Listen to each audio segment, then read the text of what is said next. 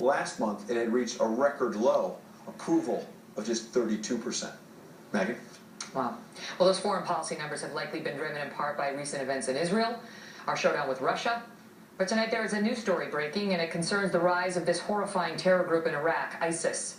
And this report will not likely help the president's case. Mark Thiessen is a fellow at the American Enterprise Institute and a Washington Post columnist. He just wrote a column on this. Mark, so now it's 36% approve of Obama on foreign policy, just 29% approve of his handling in the Middle East.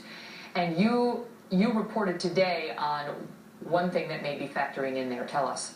Absolutely. Well, this morning on Capitol Hill, Congressman Ed Royce, the chairman of the House Foreign Affairs Committee, he revealed that for a year, Iraqi officials had been requesting, begging, pleading with the Obama administration to carry out drone strikes against ISIS, and that those repeated requests were all denied.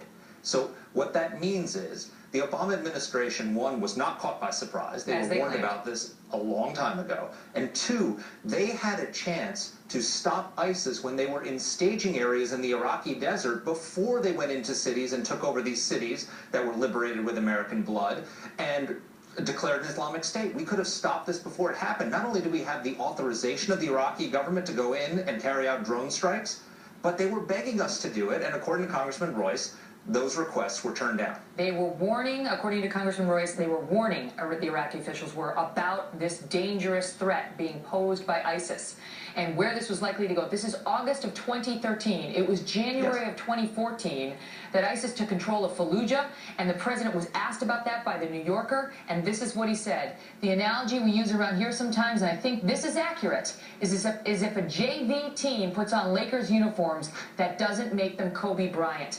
That he had been warned repeatedly. They captured Fallujah, and he was out there saying in January, half a year after the warnings came and they were ignored or overruled, it's JV.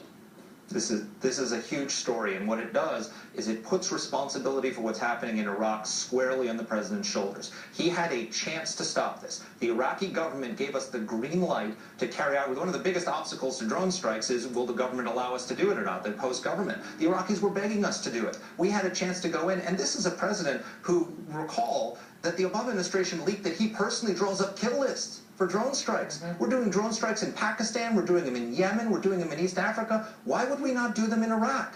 I think the answer is because it would have been an admission of failure. It would mean that his withdrawal had led to the resurgence of terrorists, and he didn't want to admit that if he was carrying out drone strikes in Iraq. So he let the threat muster. He reportedly bragged in another interview, quote, "I'm pretty good at killing people," but declined to do so when this terror group that is beheading Iraqis by the hundreds was on the rise. Mark, thanks for being here.